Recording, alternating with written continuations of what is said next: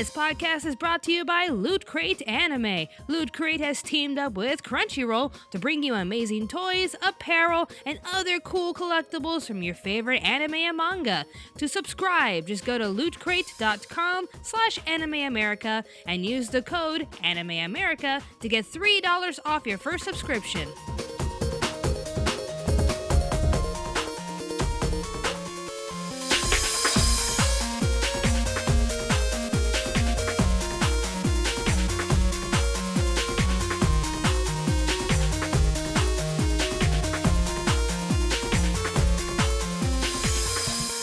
Hello everybody and welcome to Anime America, episode 9.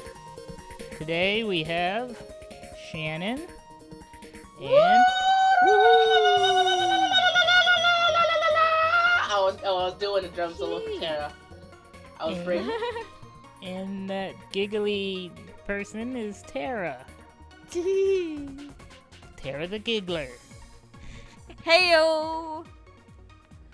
Okay, so we've had a tough week in Anime America, trying to do videos and stuff and get things up, and freaking Thanksgiving and not Christmas is coming, and eat some pie and stay on target and lose some damn weight when I got fried chicken in front of me, and I don't care if it's the black stereotype. I love me some damn fried chicken.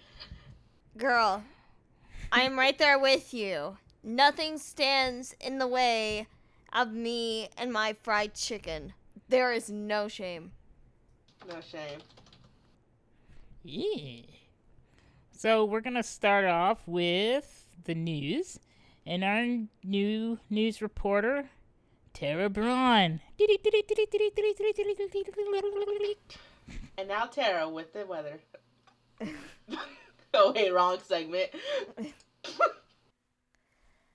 Well, speaking of weather, if you've been making it rain, Japan has the product for you.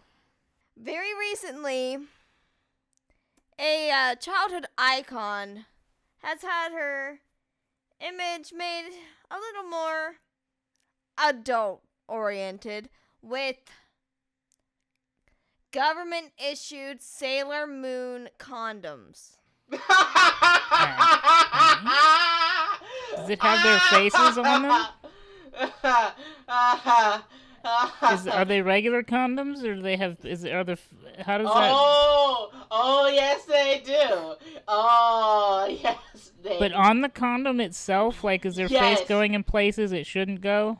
The face is on the condom. The face is on the condom. Not on the packaging, on the rubber. It's on the. Oh God. Some of them have the character, some of them have the tiara. It's funny. Oh my God. This just wasn't a combination that needed to happen. No, I mean, it's funny. Like, it's funny. It's the dark But- side of the Sailor Moon.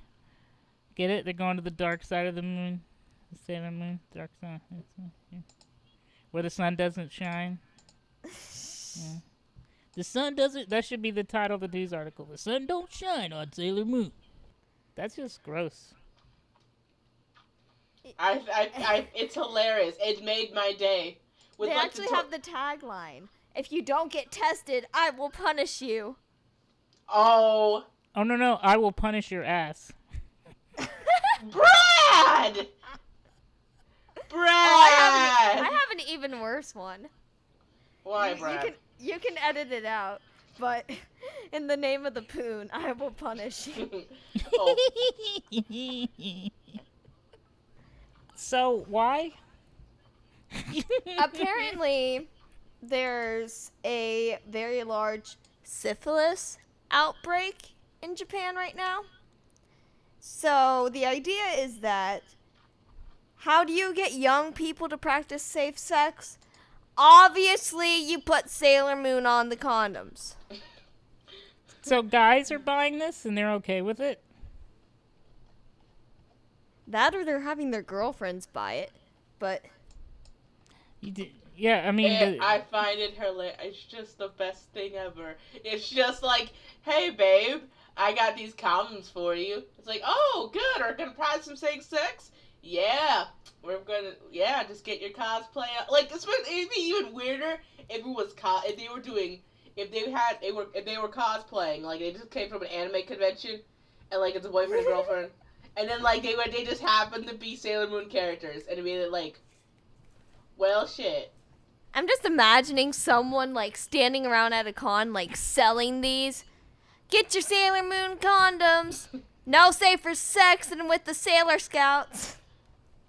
Hey, you're under arrest. These are actually government-issued condoms. They're actually for free. I feel like there's gonna be. Oh yeah, holy. I feel like there's gonna be awkward pickup lines like, "I'll show you my Sailor Moon if you show me yours." Oh my god, mooning people. I'm so glad mooning people is no longer a thing in society right now. It's not the thing to do. It's like dabbing is now the thing to do because you get so many puns with mooning people. Oh, I'll moon you somewhere else. All right. Oh god. Yes. Mooning has a whole new meaning now. But yeah, these are government issued. Like the Japanese government came up with this. Right. And the creator of Sailor Moon is all for it. But I feel like they worked with Naoko Takeuchi. No, I'm just saying I feel like that they're marketing mostly to the females because that way they'll have it on hand whenever the moment comes. Excuse me for the way I phrased that.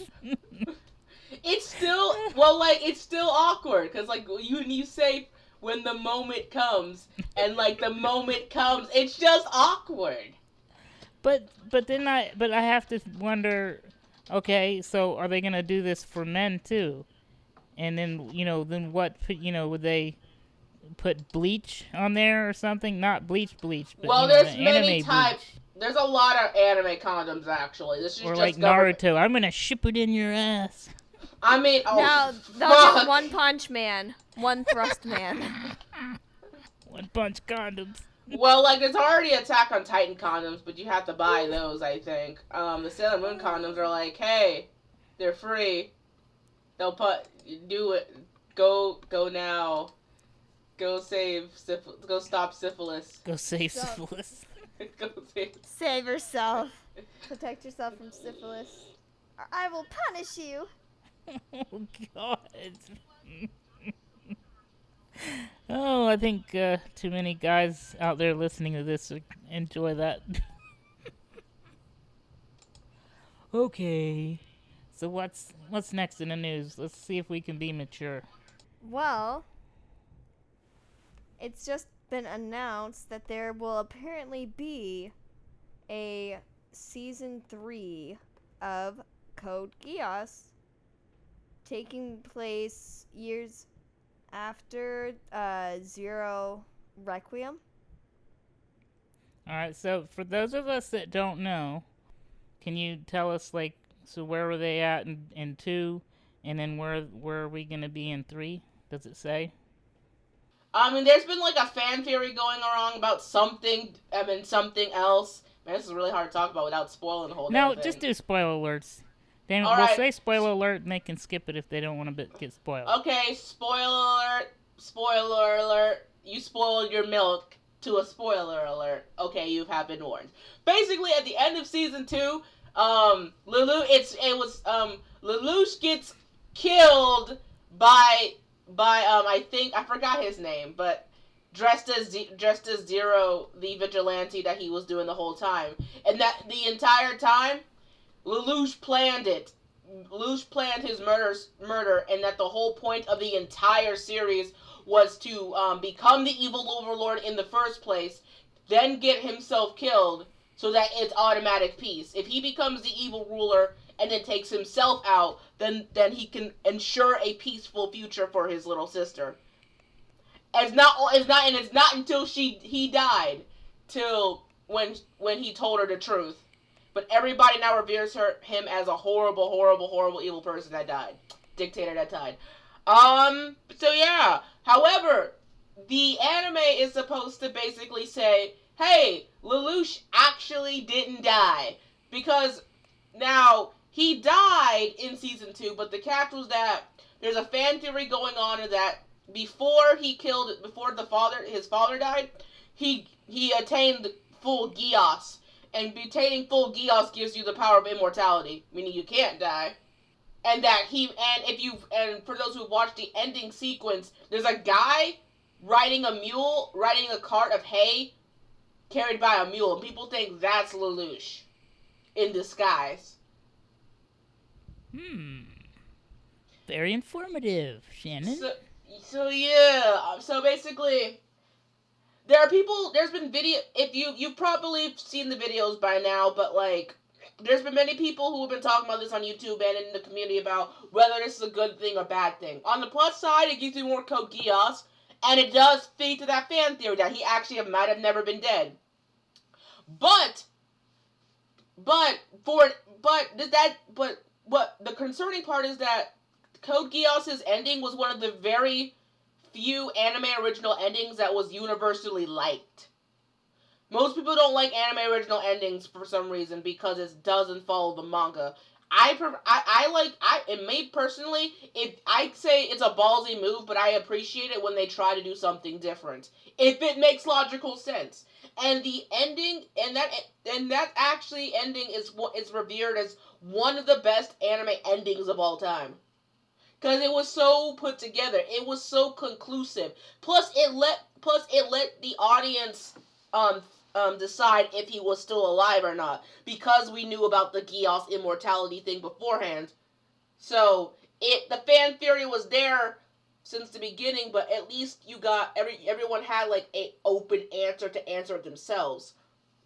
But now they just basically said, "Oh, he's alive." Well, that basically just cuts everyone's fun. Yeah. But I kind of feel like you need to spoil that, because if that's how they're gonna start the new season, you need to know. And if you watch Code Geass and you shouldn't be watching season 3 if you haven't watched season 1 and 2, so you should already know. Yeah, I'm in the latter camp. I feel concerned. I don't feel like they're going to fuck it up too much, but I believe that. But like, they're like, people like Gigu's videos talked about how he fears that it might be just another cash grab to hinge on that nostalgia thing everybody's been going out nowadays, or just to get more merchandising out of the series. It is one of Sunrise's most beloved franchises. So this could either make them more millions or sink them down faster than the Titanic. And I'm concerned that it might not go well, simply because the second ending was so conclusively put together. It could work. They just need to prove it. That's it for the news. The end.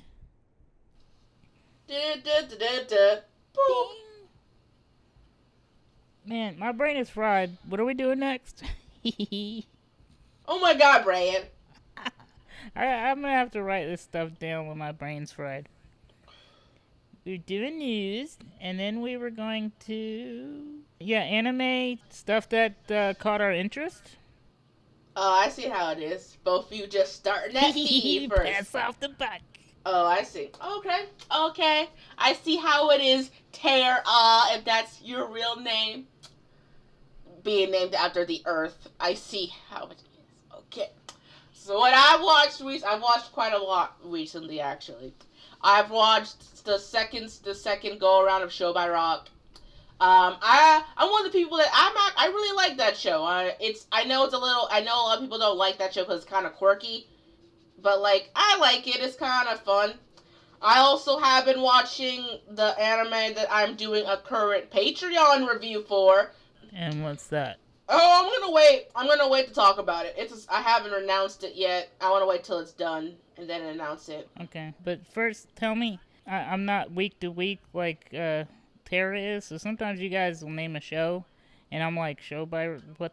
I don't know anything about Show it. by Rock. Can you Yeah, tell Show by me? Rock is a music anime about this girl who gets sent to a magical land where everybody has animal ears. Like it's a magical land of singing anthropomorphic humanoid people.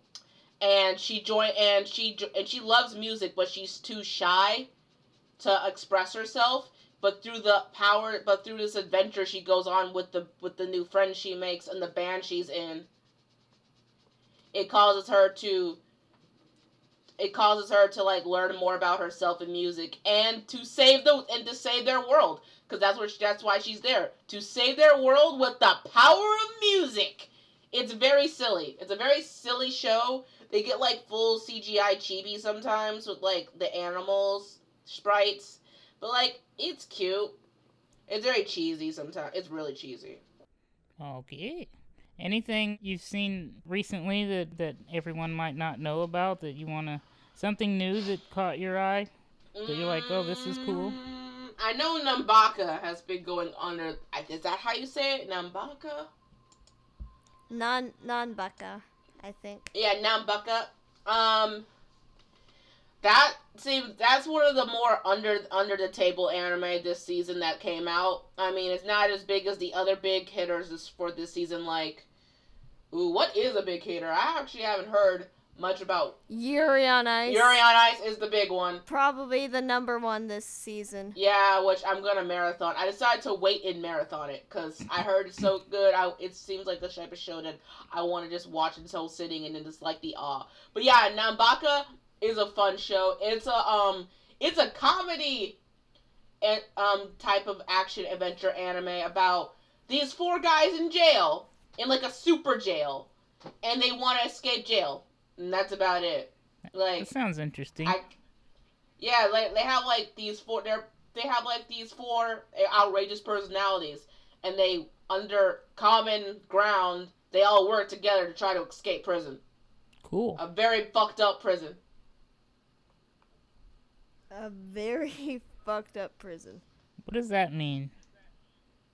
It's really, really, really, really unfair and bad. Like, really unfair. Oh. Like, there are like traps and obstacle courses and fire pits. Lots of fire. There's a lot of fire. That's cool. Yeah. That you sounded like that was right up your alley. Yeah, I was thinking Brad. of sharks with laser beams on their freaking heads. You know. I mean, it's no lava JoJo's in terms of color. It's no JoJo's in terms of absurdity, but it's still fun. But yeah, that's basically mainly I've been watching. Like, I just finished Sweetness and Lightning, like 2 weeks ago. Okay. Sweetness and Lightning. I heard that one was absolutely adorable. It That was one of the ones I adorable. didn't watch, It though. was the palate cleanser of last season, and it was a nice little. It was a nice show about cooking and single fatherhood. My only issue with Sweetness and Lightning is that because it's just a slow palate cleanser anime, it's pretty dull. It gets pretty dull sometimes. But it's cute, and it's little kid. The little kid voice actor makes that show. But yeah, that's it for me. Tara. All right. Passing the buck to me. Yes, I'm passing the buck Yeah. to you, the Earth, the Tara. Tara the Terrible. Tara hashtag not. Everyone does that pun. Oh no, I have a better one. Tara, aka Tara, not Tara Strong. Not Tara Strong. Tara the voice actor, but not the one you're thinking of. Yes, aka not Tara Strong. Oh god. All right. I've mainly been watching 3 specific anime this season. Dipping a little bit here and there into some others, but just mainly 3. First of all, being Yuri on Ice. I absolutely love it. Simply because I love me some beautiful men in love. I love it. Wait, so it is a full on. So wait, it's not a normal Fujoshi sports anime. It's legit. One guy likes another guy. It's I'm not spoiling anything, Okay. but while it's not completely explicit, it's more explicit than free. So, can we at least say it? So it is a Fujoshi sports anime. It's a Fujoshi sports anime. And the thing is that the figure skating animation is absolutely gorgeous.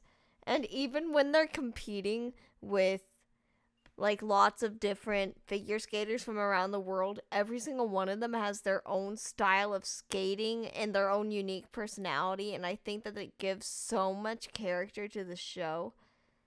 And it's just it has a pretty heartwarming story, you know, a comeback after failing in figure skating. And it's just it's feel good. It's a feel good anime that I highly recommend, especially if you're of the Fujoshi type, which... What? In the butt. What? In the butt.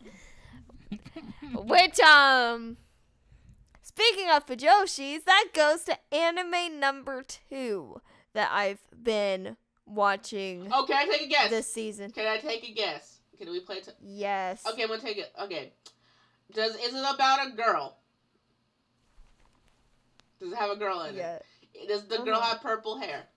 Yes, you probably know it. It's Love Him Not Me. Oh my god, I love that show. Kiss Him Not Me. Kiss Him Not Me. I love it. Oh yeah, Kiss Him Not Me. I love that show so much. It's the reverse harem of the season, and oh my god, I'm as harem queen. I want to just say right now, it's a gold star. This is getting a gold. Well, actually, like, hold on, hold it. Okay, I want to say it gets a gold star in the harem department because it's caught my attention because the main character is so lively. She's alive. She's vibrant. She doesn't want to focus on the guy. She wants to focus on being an otaku. My only issue, but I kind of want to, putting it critically, I probably would say it's slightly above average. Like, simply because when I really think about it, besides the Fujoshi stuff, it does talk and feel like a normal shoujo anime. It has all the shoujo things. Like, the guys coming around her are funny, and they all have their own things, but, like, there's a lot of... After a while, it does seem like just a normal reverse harem that's slightly above average. But yeah, I would say it's above average at the very least. I'm much harder on reverse harems, because reverse harems have a lot to impress with, and they never deliver. But yeah... in my opinion, you should watch this. You should watch this if you are a harem lover. If you want a more than decent, above average, I won't say it's like one of the best. You gotta be a sure outlier to be that, but yeah, my rant is over. Tara, the floor is yours. I like it because I really like the twist of this is just a girl who really doesn't necessarily want the male attention. She just wants to go on with her Fujoshi life because it's called Kiss Him Not Me because she likes BL. She would rather see the hot men get along with each other than go after her. Yes. Plus, let's not forget, the reason I say it's above average, and it's a really good watch, is that this is one of the few bisexual harems. Yes, there is a female character who joins the harem and is actually, spoiler alert, the main character's first kiss. Yeah. Okay, I do have a few issues with the show now I'm thinking about it. One is the fact that she started the anime chubby. And the premise is pretty shallow. The premise is shallow. That's my the premise is shallow. Now granted, after really looking at all the characters, only 2 of the people in the show still liked her even before she became beautiful. The senpai, the senpai and the girl. They've like the girl openly fell in love with her before she was actually looking for her in that form. She had no idea she was thin until it happened. But she fell in love with her when she was chubby. The other 3 guys didn't like her until she became like that. Granted, I kind of saw that coming. It's not fault of them. People have what they like. It was just shallow. It's like, oh, now all the guys want to be around her because she's beautiful. But except for Senpai, because he is just pure. Well, I have a theory, and I think my theory is correct. I have a theory about that show. Do share. Okay. My theory is that what if he doesn't like anyone? Like, what if he just, like, okay, he loves everyone. He looks like he's the only, because no one tells he's, like, the only one in the group that, like, he goes along with everything, and he's so innocent and pure, but, like, it feels like he doesn't really care to date her. At least not for now. He probably will eventually, but it feels like he's just there just to have fun with everyone. You know, you're not the only person to say that. But, like, I know a little bit about how the manga goes. And at least from one of the newer episodes, it seems that he does kind of have some sort of romantic interest in her based on, like, how flustered he was getting in one of the more recent episodes. Yes, I saw that one. That was a great episode. That was a great episode. I loved how she just took command of that, just went full on otaku anime fangirl chick. It's like, I saw this in the anime. I'ma do it. And I'm like, yes. I'ma go cry over this grave that a character I like was loosely based off of. Yeah. I will say this. The main character does make that show what it is. I mean, I talk about it all the time in my reviews involving harems. And I will say this, and I've checked, regardless whether she was fat, first of all, she doesn't care if she was fat or thin. She just happened. I will say this. The premise was shallow, but how she got thin was refreshing. She didn't become thin for a guy, she didn't become thin for, like, She wasn't insecure about herself at all. She was perfectly happy with her life. Yeah, she was perfectly happy being fat. It's just, she only got that way because her favorite anime character died in the anime, and she locked herself in a room for a week and not eat. Basically. I was like... Except, there is that one episode where she gets fat again, and then the guys are pressuring her to lose weight. Wait, what? That's not... Which episode's that? That was maybe episode 5? I think it was episode 5. 5?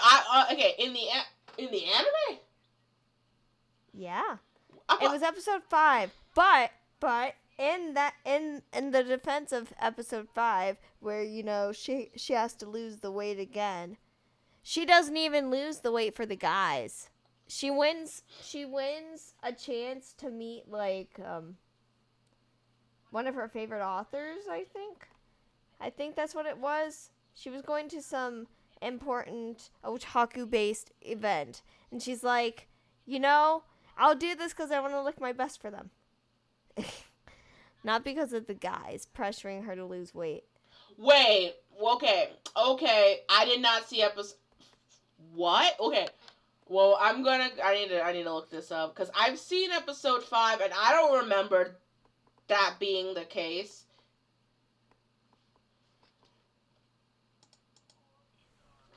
Wait, hold on. Sorry, Brad, I have an intervention here.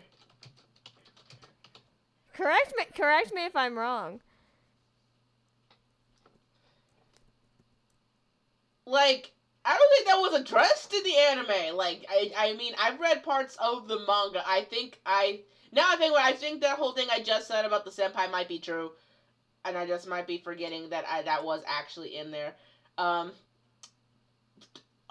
We'll talk about it later. I know we gotta move on.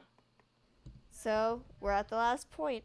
Yeah, okay. The only game I thought of was, and I don't know how much of a game it is, but it was the anime that you can't unsee.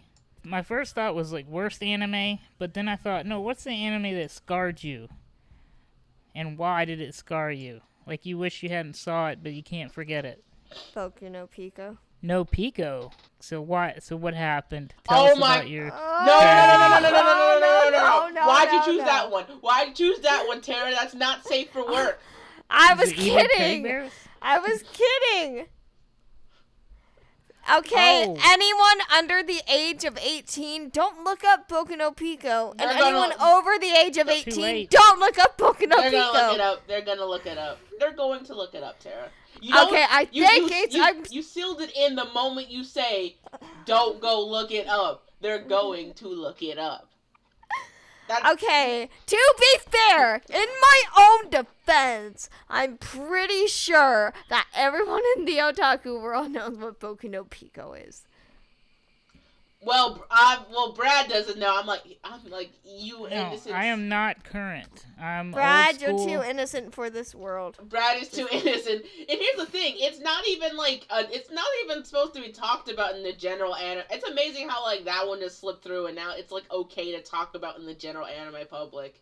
You don't talk about those types of animes in the general public. It just that one showed up, and I'm like, oh god. So, what about you, Shannon? You need one. Something that's disturbing that I can't watch more than once. Well, obviously I'm gonna cop out and say, When They Cry, the Higurashi series. There we go. There we go. Good brain. The Higurashi series is the series I just nope out of. I'm a scaredy baby. There are just certain scenes in Higurashi I will nope out of. It's like, I can't do it. I have tried countless times to finish the anime full way through. I even tried to spoil myself by watching the death scenes first. But no. That or Corpse Party. I don't know which one is more disturbing for me in terms of eeriness. It's just, I've watched a lot of, I like strange anime in terms of weird strange, but those two are nope, can't do it. Okay, my real one was Elfen Lied, simply because I can't do gore. And that was the first gory anime I'd ever seen. Ironically, I watched that thing the whole way through twice. I'm amazed. Oh, God. I can't. Unfortunately, I love gore. Then you'd love Elfen Lied and Bludgeoning Angel Dokuro-chan. Oh, I love that one. That one's just really funny. I'm going to start off with the one that shocked me, but I still loved it. It was called Ninja Scroll. That was the first time that I realized that there was such a thing as adult anime. It had all the gore, but then it had a little bit of tentacle stuff and, but not really, but just almost. But there was perverted characters in there, and some animated nakedness, but the story was great. But it was the first time I felt weird watching a cartoon. Made me feel uncomfortable, and then I'm looking around like, is anyone catching me watch this? Because if they did, it would be weird. But it's still one of my favorite animes of all time. It was the second anime I was introduced to. But the one that freaks me out that I will never watch again is Twilight of the Master. I mean, anything with, I don't like anything with that's perverted and animated. That's why he's so innocent. He escaped all of the harem memes and all of the... Oh, that's what I'm saying. When you guys talk about harem anime, y'all introduced me to the concept a few months ago, or Tara. When we brought Tara on, I was like, okay, I'm just going to pretend like I know what they're talking about, but that's a thing? Yeah. Yeah. And I want to clarify... You should watch Girls Bravo and To Love Ru. Oh, no, I don't think he's going to want to watch girls Bravo. It's too pervert. I will say this. I'm going to say this right now. For Ecchi harem. No, I want to say this. I'm going to say this to every person who doesn't know harems really well. Just because harems do not always equal sex. In fact, there's a lot of harem anime that have no ecchi connotation whatsoever. There's a lot of them that don't have it. They're called harems because it's one person who's being sought after romantically by a group of people. Like, for example, Kiss Him Not Me has a lot of stuff about the Fujoshi community, but it's an innocent show. Like, it's a really innocent show. There's actually no ecchi in it. Yeah. Like, Ouran High School Host Club is a harem anime. So now, by the way, I actually do like Ouran Host Club. That is a harem brand. It's just very well done.